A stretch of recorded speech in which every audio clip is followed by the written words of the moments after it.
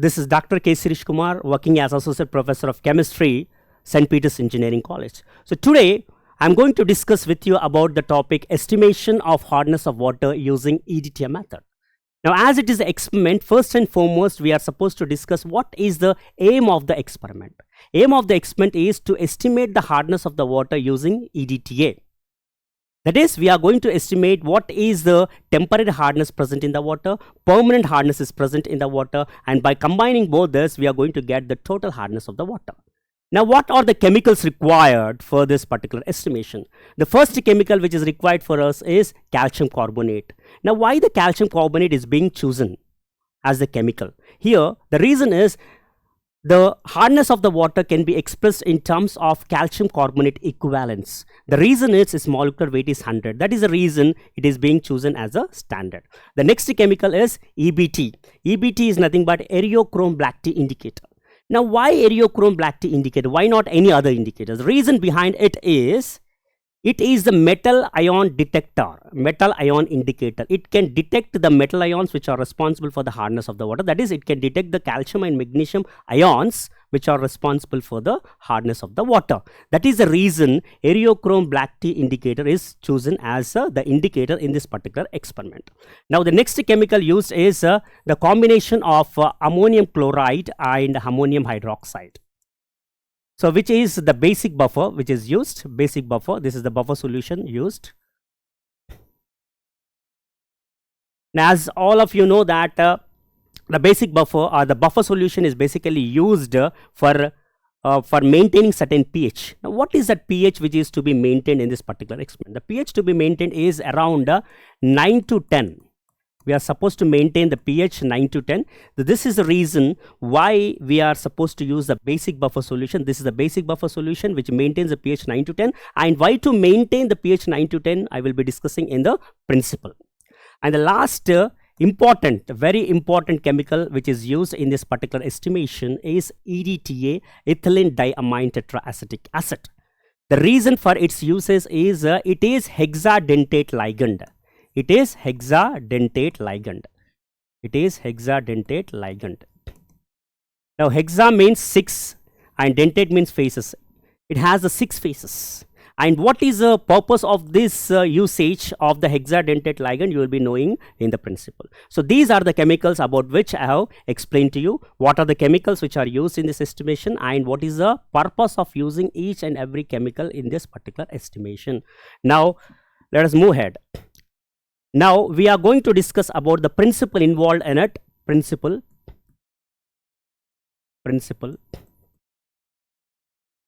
Now, in this particular estimation, we are supposed to take the hard water. Hard water basically contains calcium and magnesium ions, as we know. And this hard water is colorless basically. This hard water is colorless.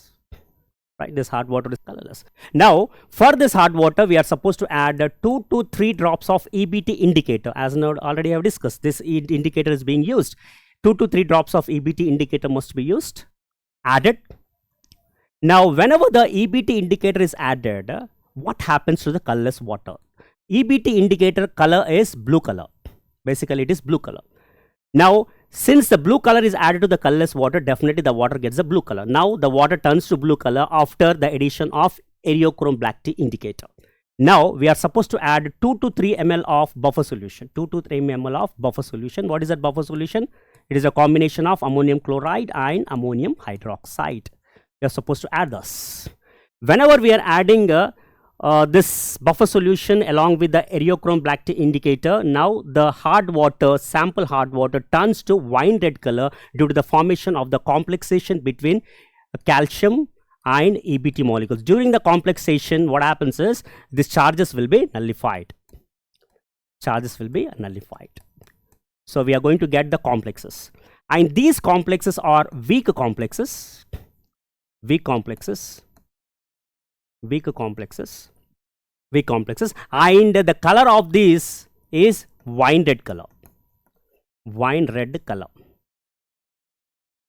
That's the reason, due to the formation of these complexes between calcium, magnesium and EBT, the blue color is going to convert into the wine red color. That is, colorless water is going to be turned into the wine red color solution. Now this is a weak complex. Why these are weak complexes? The complexation, how we can say that it is a weak complex or the strong complex? Based upon the strength of the bonds. Based upon the strength of the bond, we can decide whether they are the weak bonds, weak complexes or the strong complexes. Now these bonds between calcium and the magnesium EBT are weak. So that is the reason these complexes are weak complexes, as the strength of the bond is directly proportional to the strength of the complex. Now, as these are the weak complexes, what we are supposed to do is we have to convert these weak complexes into strong complexes, which can be done by adding the EDTA. So we are supposed to take the EDTA in the burette. So I will be discussing about it later while discussing the procedure. Right. Now, whenever we are adding the EDTA, now EDTA replaces the EBT molecules. EDTA replaces the EBT molecules, resulting in the formation of calcium EDTA and magnesium EDTA. Calcium EDTA and magnesium EDTA. Now, these are the strong complexes. Strong complexes. These are the strong complexes, right? And these complexes are blue. These complexes are colorless, actually. Colorless, right? Now, what exactly we are doing here? So basically, whatever the calcium, basically the calcium and magnesium ions are responsible for the hardness of the water. Now they have been scattered here and there. Now our job here, and for example, let us take the bowl here, and in this bowl, all the calcium and magnesium ions which are responsible for the hardness of the water have been scattered. Now what we have to get, what we have to do, we have to get all the calcium and magnesium ions which have been scattered without any destination into this particular portion. By analyzing this portion, we can get the information about the amount of hardness present in this particular sample. Now EBT cannot do that because it is single phased, but here EDTA can do this, because already I have discussed that EDTA is a hexadentate ligand. It possesses 6 faces. Just consider the faces as a hands. So with the help of the 6 hands, it will pull all the calcium and magnesium ions which have been scattered here and there without any destination to one particular portion. So by analyzing this particular portion, we get the information about the hardness of the water. So this is the reason EDTA is being used, and this is the reason why it is called as EDTA method, because EDTA is having the huge significance when compared to the other chemicals. So that is the reason. And colorless, actually it is colorless, but whenever the EDTA is forming the complexes with the calcium and the magnesium ions, the free indicator is coming out. Free indicator is coming out, and this indicator color is, already I have discussed that it is the blue color. So since it is a blue color, whenever the blue color is there in the colorless solution, the solution turns to blue color. That is the reason the end point is the conversion of wine red color to the blue color. Wine red color to the blue color. Now, what is the reason to maintain the pH 9 to 10? So the pH 9 to 10, what is the reason to maintain the pH 9 to 10? The reason is this complexation initially between calcium, magnesium and EBT, and calcium, EBT and calcium, magnesium and EDTA is only possible at pH 9 to 10. So since it is only possible at pH 9 to 10, we are supposed to maintain the pH 9 to 10. Otherwise, this complexation is not possible. Initially between calcium and magnesium and EBT, later on between the calcium, magnesium and the EDTA molecules. Right. And as this particular principle is totally depending upon the complexation initially between calcium, magnesium and EBT, next calcium, magnesium and EDTA, the overall principle can be called as complexometry. It is called as complexometry. It is called as complexometry. That is the reason it is called as complexometry. So this is about the principle. Now let us discuss about the procedure. Now what we are supposed to do is simply fill the burette with the EDTA solution. Take the burette and fill the burette with EDTA solution.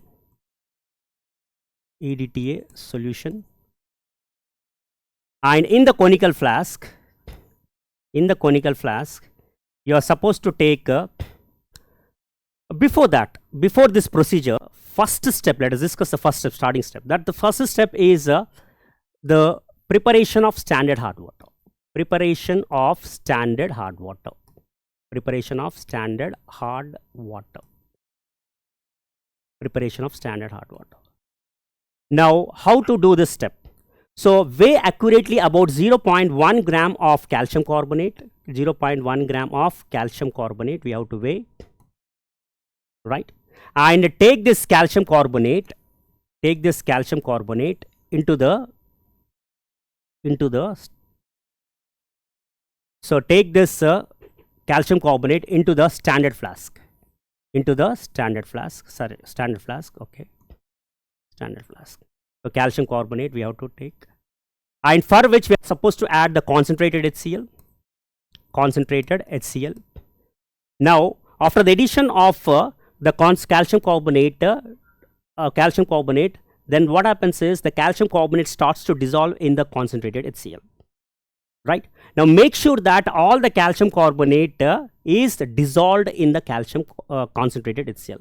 After ensuring the complete dissolution of calcium carbonate in the concentrated HCl only, you are supposed to add the distilled water up to the mark. Add the distilled water up to the mark.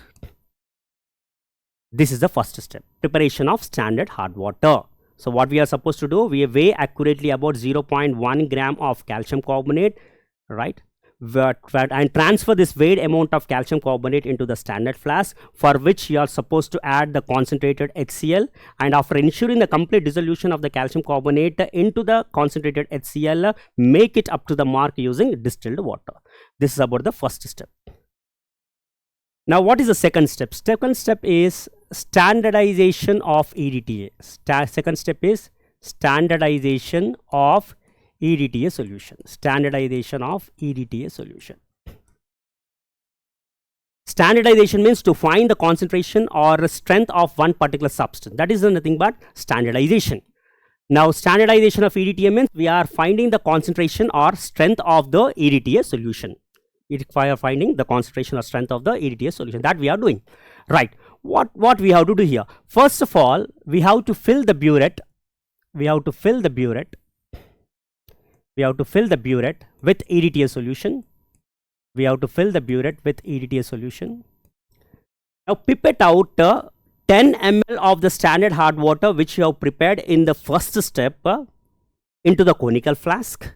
Pipette out 10 ml of the standard hard water which you have prepared into the conical flask. You are supposed to add the water, 10 ml of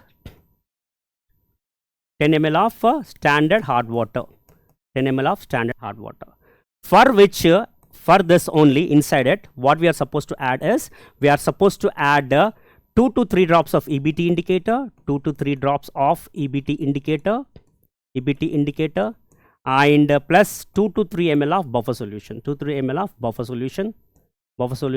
So after the addition of this 2 to 3 drops of EBT indicator and 2 to 3 ml of buffer solution, as already I have explained to you very clearly, that the colorless water turns to wine red color. This wine red color solution should be titrated against the EDTA solution till wine red color changes to blue color. Now note down that value, that volume which is being consumed by the standard hard water. That is the volume of EDTA consumed by standard hard water. Now, making use of this particular formula, that is M1V1 equals to M2V2, we will be getting the information about M2, that is M1V1 by V2. So you are going to get the M1 value in the first case. How you are going to get the M1 value there? M1 equals to, in the previous case we have discussed about the standardization, preparation of the standard hard water. In that only we are going to get the M1 value, that is weight by molecular weight into 1000 by volume of solution in ml. So what is the weight of the calcium carbonate? Weight of the calcium carbonate is 0.1 gram. So 0.1, molecular weight of the calcium carbonate is 100.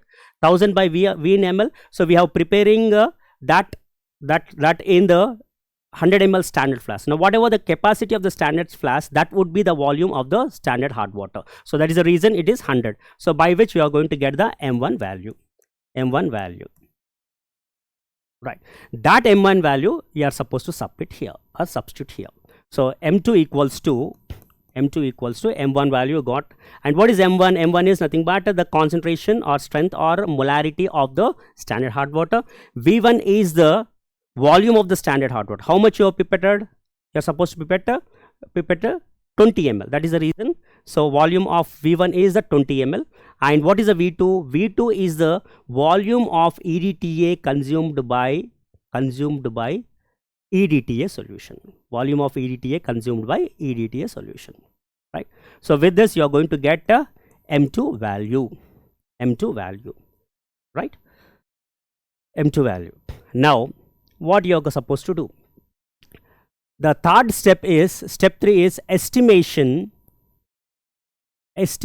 of total hardness. Estimation of total hardness. The procedure is very simple. Same. What we are supposed to take the burette. Once again I am showing burette. We are supposed to take in the burette the same solution. There is no change in the burette. That is EDTA is being taken. And in the conical flask we are supposed to take instead of standard hard water, we are supposed to take 20 ml of sample hard water. 20 ml of sample hard water. After taking 20 ml of sample hard water, the same story, 2 to 3 drops of EBT indicator, and 2 to 3 ml of buffer solution. So immediately the solution turns to wine red color. Titrate it against the EDTA solution until the wine red color changes to blue color. Now this is the volume of EDTA consumed by sample hard water. Now what is the formula which is applicable? Now in the previous case we have determined the M2 value.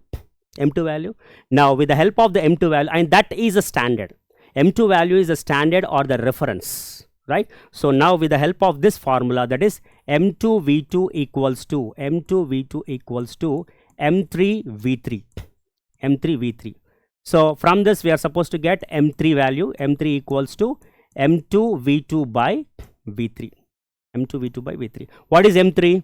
M3 is nothing but the molarity of standard hard water. M2 is molarity of the EDTA solution which have determined or calculated in the previous step. And V2 is always the volume of EDTA, and it is the burette reading. That is volume of EDTA consumed by sample hard water. And V3 is 20 ml of sample hard water we have taken, that is 20 ml. So by this we are going to get the information about the M3 value.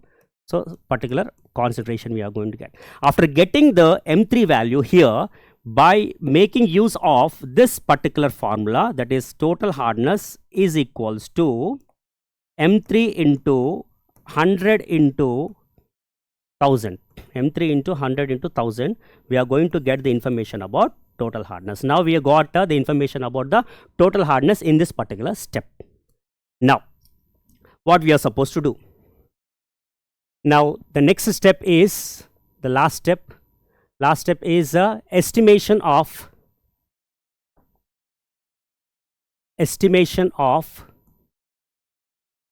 permanent hardness. Estimation of permanent hardness. Now how to do this? So basically, when we heat the water or when we boil the water, whatever the calcium and magnesium bicarbonates which are responsible for the temporary hardness of the water will undergo thermal decomposition. That is, by boiling we can remove the temporary hardness of the water. Now this boiled water only contain permanent hardness. Now for estimating the permanent hardness, we are supposed to consider the boiled water instead of the sample hard water which was considered in the previous case. Now instead of sample hard water here, we are supposed to consider the boiled water. Boiled water. boiled water. Now, after considering the 20 ml of boiled water, add 2 to 3 drops of EBT indicator and 2 to 3 ml of buffer solution. Immediately, the solution turns to wine red color, right? Now, this should be titrated against the EDTA until this wine red color turns to blue color. Now, what is the formula by which we can calculate? So, already I have said that we not do disturb the M2V2 value, M2 value. Why? M2 is the reference. So, reference. Now, what is the formula? The formula is M2V2 equals to M4V4. M4V4. Now, what is M2? Molarity of the EDTA solution, which is to be considered as the standard, and V2 here is the volume of EDTA consumed by boiled water. In the first case, standard hard water. In the second case, it is EDTA solution. In the third case, in the last case, it is the boiled water. Right? And what is M4? M4 is the molarity of the boiled water, and V4 is the volume of the boiled water. How much? 20 ml. So by doing all this, we are going to get the M3 value. We are going to get the M4 value. We are going to get the M4 value. So M4 equals to M2V2 by V4. M2V2 by V4. Right? Now, by this, we are going to get the information about M4. M4 is one value. We got the molarity of it. Now, with the help of this M4 value, we are going to get the information about the permanent hardness of the water, because it is the boiled water. Boiled water will not contain the temporary hardness. So, permanent hardness is equals to, the formula is M4 into 100 into 1000 ppm. 1000 ppm. With this, we are going to get the information about permanent hardness of the water. Now, in the previous case, we got the information about what is that? Total hardness of the water. Now, you got the information about permanent hardness of the water. By considering these two values, we are going to get the information about temporary hardness of the water. Temporary hardness is equals to, total hardness minus permanent hardness. So, with this, we are going to get the information about the temporary hardness. So, this is how we can estimate the, initially what we have estimated the total hardness of the water. Next, we have estimated the permanent hardness of the water, and by these values, we have estimated the temporary hardness of the water. Right? So, I hope you understood this particular video, that is this estimation of hardness of the water using EDTA method. So, I will come up with another video in the next class. Thanks for watching.